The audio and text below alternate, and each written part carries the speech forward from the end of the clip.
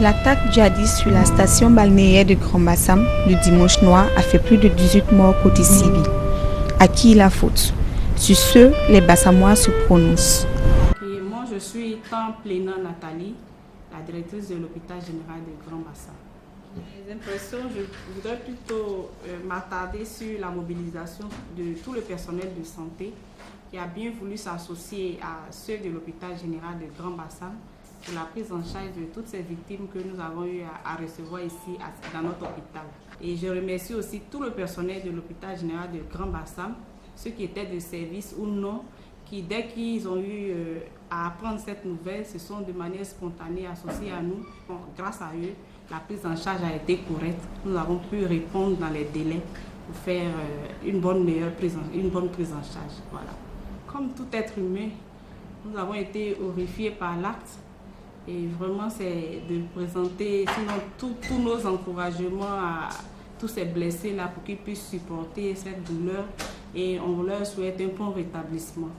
À tous ceux qui ont eu un parent parti dans ce cadre-là, c'est de présenter nos condoléances. Voilà. Je suis Dr Koulibaly Ibrahima, le directeur départemental de la santé de Grand Bassam. On a été tous choqués, mais Dieu merci, nous avons pu répondre de façon spontanée à ce que nous devons faire. Il y a eu une grande mobilisation de tout le personnel de santé avec l'appui, comme la directrice vient de le dire. Donc vraiment, la réaction a été bonne dans l'ensemble. Il faut dire que nous avons pu évacuer vraiment dans des bonnes conditions tous les malades qui ont eu à être évacués. C'est-à-dire nous les avons bien sécurisés avant de les faire partir sur un million. Il n'y a eu qu'un seul cas qui a été traité sur place. C'était un enfant de 11 ans qui a reçu une balle en pleine jambe et qui a été pris en charge même ici, à l'hôpital général de Grand Bassam. Ouais, mon nom c'est Kone Loseni. Comme les dimanches, étant donné que les dimanches, moi je fais la sécurité ici. Maintenant après ça, c'est que j'aimerais annoncer aussi à nos frères, on ne doit pas se paniquer. Et pour les dire ce qu'ils ont commencé là, on va terminer pour les donner. Voilà, les djihadistes ils sont arrivés au loin, mais ils sont arrivés à leurs limites. Je m'appelle Sissé Yakouba. Ils ont commencé où? Ils ont commencé derrière. Il y a un roue derrière là-bas, c'est là-bas ils se sont armés. Ouais, bon, à la taverne, ils ont tué 3 blancs là-bas. Et toi, le sud, ils ont tué 1. Au Choral, il y a une femme qui est touchée, mais arrivée à l'hôpital, elle est morte. Bonjour, moi c'est Assini Tanouli Antoine. Je suis manager à l'espace Canon Beach. Vous voyez les gens courir pour venir vers moi. Ils ont commencé à tirer vers notre direction. Donc pour pouvoir escalader le mur, pour pouvoir m'évader, c'est là que j'ai eu les blessures. Hier, ils ont garé là, ils étaient dans leur voiture. Bon, on les a vus même pour les bulletins. Ils étaient bien habillés. Bon, les gars parlaient d'arabe, anglais.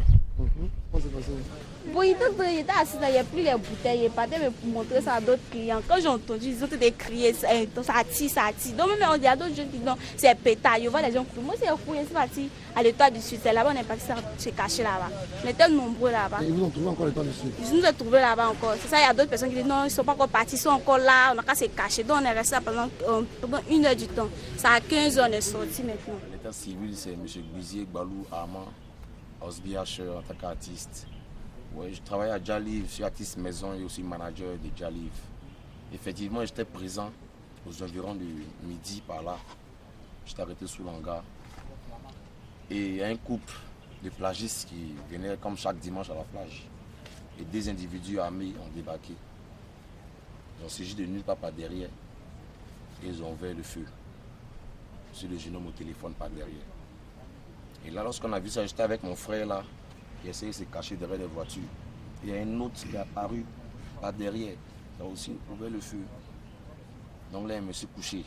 Pendant ce temps, lui qui a tiré sur le genou nous regardait, mais il n'a pas tiré.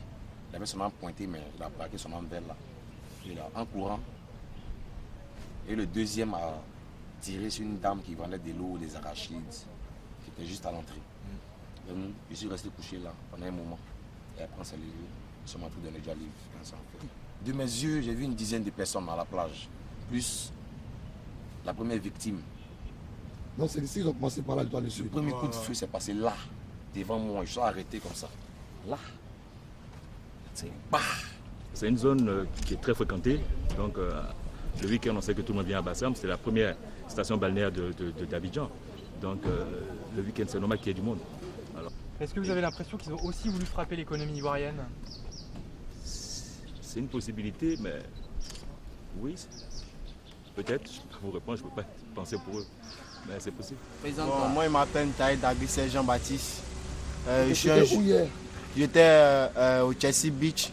C'est devant moi que tout a commencé. Il y a eu des morts, des tueries devant moi. Ils ont tué un gars, ils ont tiré dans sa tête. 2 balles dans le dos. Ils ont tué dans la cuisse d'une femme aussi. Ils ont tué 3 personnes aussi à la taverne. C'était vraiment pitié. Tu estimes à combien de morts? 22 morts. Okay. Je suis Aissata Coralique Touré de Coral Beach Hotel. Je suis une des patronnes. Je suis ici avec ma mère. Hier, on a vécu le drame et l'expérience d'avoir les attaques. Le jeune il était couché contre cette mur et son dos, ça nous regardait, sur son visage regardait le mur. Il ne pouvait pas bien respirer et son pied était tiré du pied. La femme, elle a tombé sur les briques ici et c'est ça qu'elle a été couchée dessus. C'est pas juste quand le paramédic est venu, on a mis les draps sur elle et lui pour que le soleil arrête de le taper. Mais c'est quand les paramédics, l'ambulance est venue et nous a dit qu'on peut la tourner. C'est ça qu'on a tourné. On a bien compris qu'elle a été tapée 3 fois et son bras a été complètement cassé. Ouais. Elle est décédée après? Elle est décédée ce matin, je crois.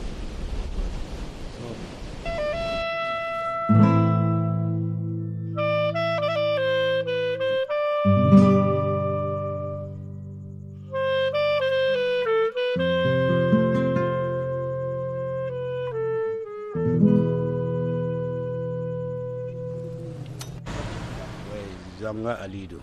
Tu es gardien où ça? Je suis gardien de la taverne.